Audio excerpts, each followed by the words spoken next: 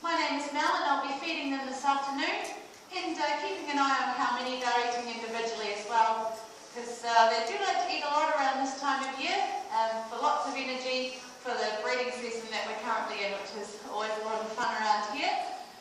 And also we've got one or two that are molting as well, so they might be looking a bit chubby if you spot those penguins. But just before we begin, folks, if you do have cameras, that's fantastic. Feel free to take videos and photographs. We just kindly ask that you turn your flash off just so we don't. We're home to 20 penguins in total, and they're all second chance birds, meaning they're all being rescued, and we work quite closely with Department of Conservation, and initially they get all the rescued birds in, and 98% of the time they can rehabilitate them and send them back out to the wild. That's fantastic. We're like a retirement home for the no-hopers, basically. So all of our guys are partially blind. We have some with paralysis. You'll notice the one guy sitting around in the pool with a blue tag. He's actually missing his left foot.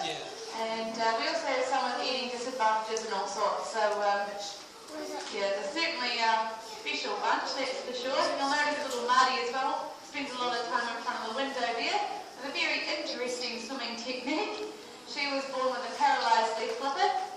So she sort of wiggles the bottom to compensate for that paralysis and has come a very long way from when she first came to us. She was very good at swimming around in circles, but now she can get to the fish quite quickly and sometimes even outswim some of the fitter, faster penguins as well. So yeah, they've all got their wee stories. If you'd like to get to know them better, there's signs around the enclosure with all their names and a wee description as to why they're here with us as well. So we do actually house the little blue penguins in our enclosure, but we do have 8 that are rare subspecies, and these are called white-flipped penguins. So these guys are, if you want to identify them, they've got an extra white stripe that runs around the edge of their flippers, and they're quite a wee bit larger in size, and usually their overall feather colour is more of a greyish light blue colour. There's a guy sitting around in the pool with a black and red tag on. That's Yappy. He's an example of a white-flipped penguin. So if he's not swimming too fast, you might be able to see in his flippers that white stripe that goes right around the legs there. Unfortunately, these are officially endangered, these white-flipped penguins, and they are only found here in Canterbury. Actually, in Banks Peninsula, nowhere else in the world, so we're quite lucky to have our own species of penguin all to ourselves. Do you want to go and sit at the Geez, front? Roxy, you're eating like a horse today. So what they are dining on, a little silver fish called a sprat, and it is actually important because we don't harvest them locally here in New Zealand, so we bring them in all the way from the North Sea on the other side of the world.